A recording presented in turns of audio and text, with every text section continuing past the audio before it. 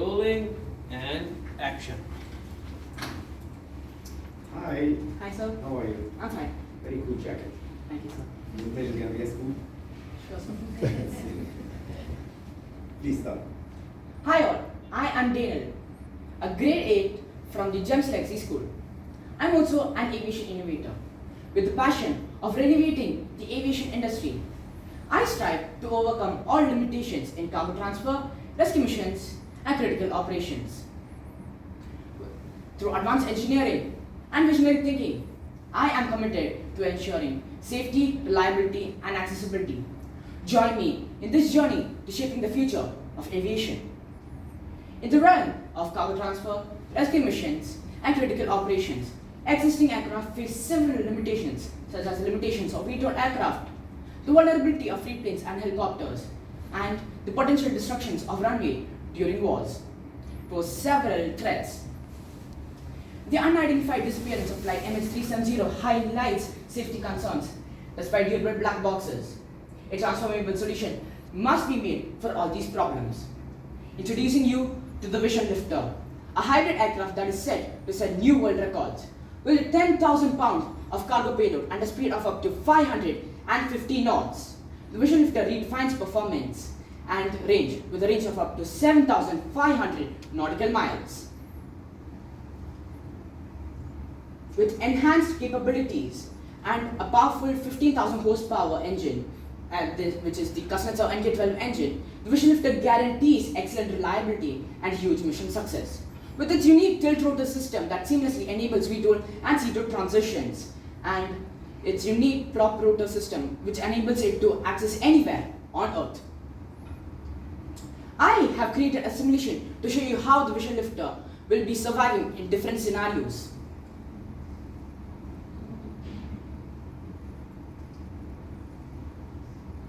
The simulation is not playing right now.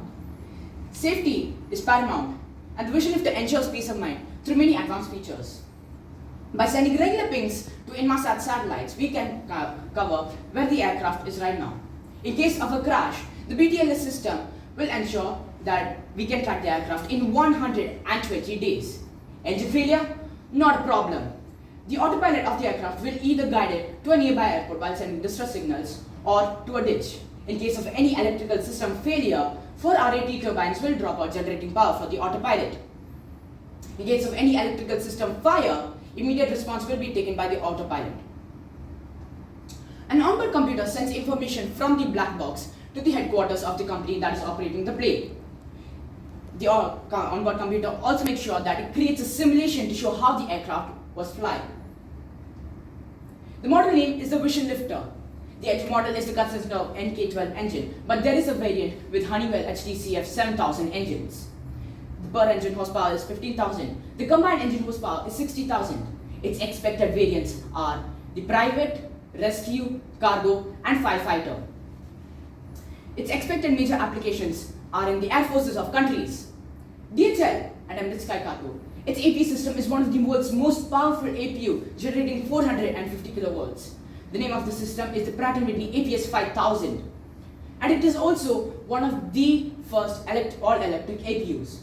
Its maximum G sustainable is 7, and its autopilot is a category 3C autopilot, which means that it can fly the aircraft even without pilot inside, which means that autopilots are going to control the planes in the near future.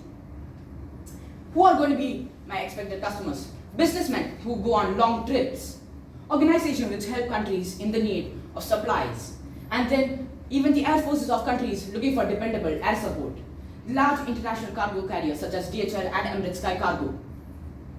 The Vision Lifter, an aircraft that is going to revolutionize potential and the aircraft industry.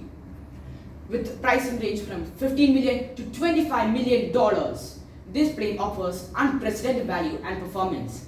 Are you ready to embark on a new journey of aviation?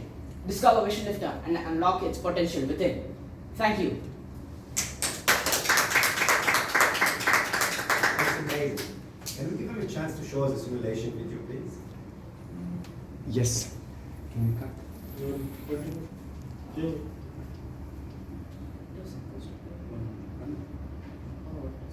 Yeah, just need to play. So as you can see. 1 minute. Okay.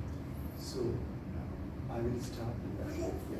So this is the simulation of the aircraft, and as you can see, this is the aircraft in the simulation right now. It is also a VTOL aircraft, and this flight is going to be completely performed by the autopilot of the aircraft. We'll just be sitting in the airplane and we'll be watching how the autopilot performs. This is the vision lifter taxiing toward the runway, and then the turning on of the plane inside the cockpit. This is also a cockpit view of the aircraft. Shows how easy it is to turn on. Now the autopilot has been turned on, the vertical takeoff of the plane, and then this is all set by the autopilot where it has to land. As you can see, this is where the autopilot is heading. This shows us how much autopilots can do, which means that pilots won't be needed while flying aircraft. This is the vision lifter delivering cargo in its VTOL mode. And this is me exiting out of the plane, and the plane flying on its own, showing how much the autopilot can do.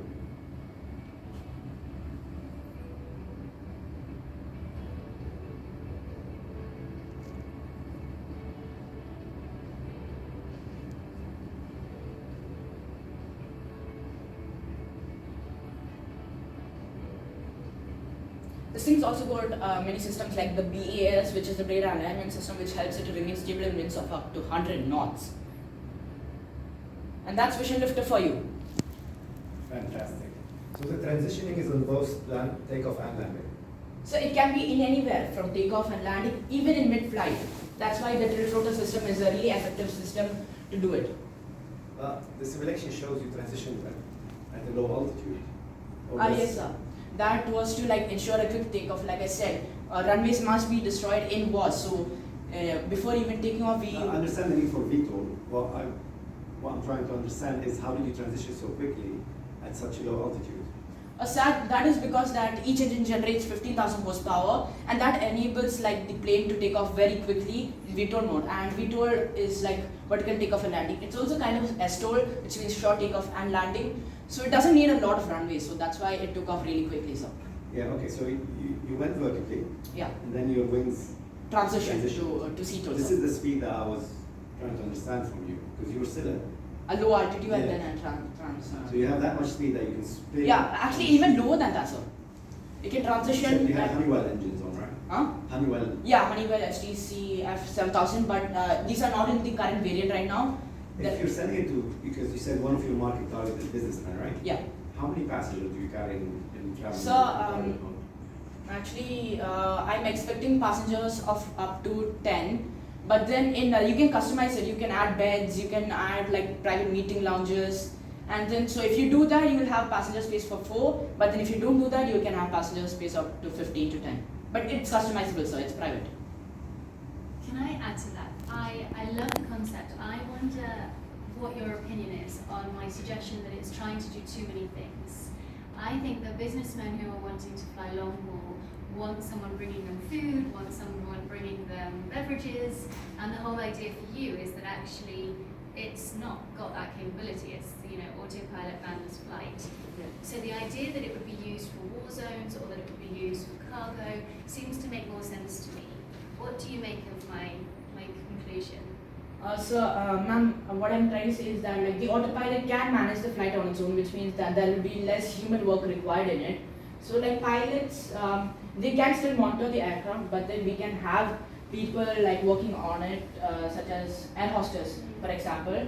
But then I would just be mindful, if you were going to try and take that idea to market, trying to be really careful about your audience and who would really benefit from that kind of technology. My only other thing to recommend is you've got a lot of ideas in there. As an audience, just slow it down so we can hear everything really clearly, because there was a lot of numbers and we wanted to really absorb it. So well done for taking the time to think through so much and give us the time to process that as well. Thank you, ma'am. It was a cool presentation. Thank you, sir. Danell, Yeah. I was really, really impressed. I really like the different ways of how you presented the information. We haven't had someone do a simulation before, so I'm really happy that we got to see it in the end. So kind of following on from your question, it would be, if you were thinking about businessmen and these are humans that are obviously taking a bit of a risk going on to, because this is something obviously that the relationship between people and machines there has to be an element of trust, right? Yeah. How would you go about trying to convince people that this was safe? Well, as you can see, technology is constantly evolving right now, and more safety procedures are there. But then this plane will only be released into the market after regardless amounts of safety testing.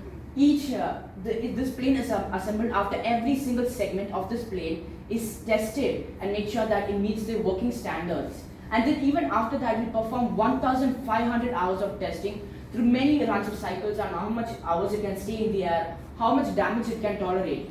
So I think that we'll only release it after doing many safety concerns, and that will be also even people like the businessmen. They can come onto the simulation test flights. They can experience how safe this is going to be without even actually buying the aircraft. And for people and for the airlines, so like I said, in DHL and ML Skyco, since this is a new idea, they'll be not interested. I am thinking of a marketing way, like I'm going to lease them this plane for free. And they can test it how they want it and how they can customize it, so that they'll be interested and how technologically marveled plane is going to be. So that's how I'm going to interest customers and show them how safe it is going to be. So from a marketing perspective, how would you convince a businessman to basically take instead of taking a normal aeroplane, how would you convince them to be able to take your flight instead? As I said, ma'am, this one has a really large amount of technologies, and it offers like 7,500 nautical miles, in which even the Cessna Longitude. Can I help you? Yeah. Because the businessman don't want to go to the airport, this one can take off in his backyard. Yeah, actually, yeah. The Cessna Longitude is a private jet that is made by Cessna, and it doesn't have that much range like this. That only has 5,500 nautical miles, and it is way more expensive than this plane, also costing $18 million if I'm not wrong. But that can just fly. It needs an airport to fly. But then this can, like Sir said, he can take off from his backyard, V-tool, C-tool, transition, and cost way less than this. So that shows how much that they might be interested in this plane. Excellent. Thank you so much. Thanks for that. Thank you, well done. All right, good.